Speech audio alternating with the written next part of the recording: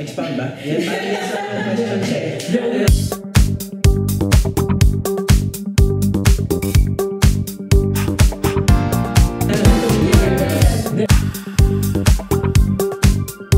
Hello, I'm Dr. John Patrick Bustos. I'm a general surgeon. I graduated in the University of Santo Tomas, Nursing and Medicine, and I took up general surgery in the Makati Medical Center.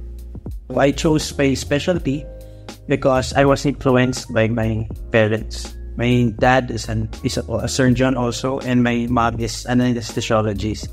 So basically, I was raised in an operating room setting. I can't say enjoy. Siguro, I'm more on nasanay. Kasi, dinadala ako ng parents ko sa operating nung bata pa.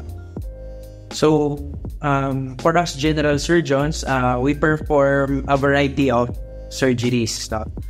From minor surgery to major surgery.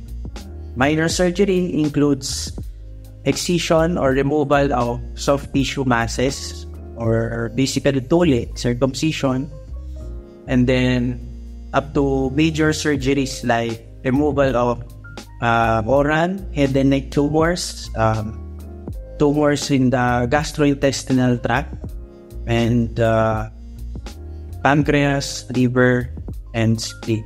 So, ang pinaka-common usually na encounter namin in the clinics is gallstones. So for us, Filipinos, we really like eating fatty foods, right? Fried foods. So that is one of the most common risk factor for the formation of gallstones. So knowledge for us Filipinos, maybe decrease yung fatty foods, love for fatty foods. So we prepare the patient by, of course, mentally muna. And then, we put the patient on NPO. Ibig sabihin, hindi mo nakakain yung pasyente for 8 hours prior to surgery. Basically, mentally talaga eh. Kasi yun naman, takot naman. Wala namang tao na, na masaya na operahan sila. So, basically, mentally talaga yung challenge namin in preparing the patient. Fulfilling part is yung na-admit yung patient na nahihirapan siya, no? Kunwari, trauma, na-aksidente, bedridden. Tapos yung pinaka-fulfilling part is yung uuwi siya ng naglalakad, uuwi siya ng gising, uuwi siya ng masaya. So that's the most fulfilling part of my job. And we survive. Basically, my family.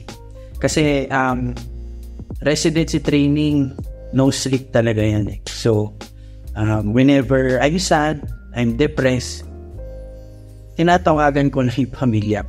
Kasi, at the end of the day, training is just in the institution. Ang dami pang ibang pwedeng gawin outside the hospital. Pwedeng hindi ako doctor, outside the hospital. So, yun. I'm planning to take up fellowship, TCBS, So, hindi rin yun madali.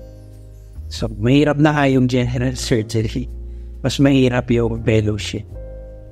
But at least, may narating na ako. Di ba? Sa life ko, sariling family. Siyempre, I want my own family. I want to establish my own career, aside from being a doctor, kasi I want also to do business, so outside medical field. Siguro food industry, restaurant, something like that. Pag free time, basically watch movies. Watch movie lang talaga, and cooking, kaya food industry. I want to learn how to cook.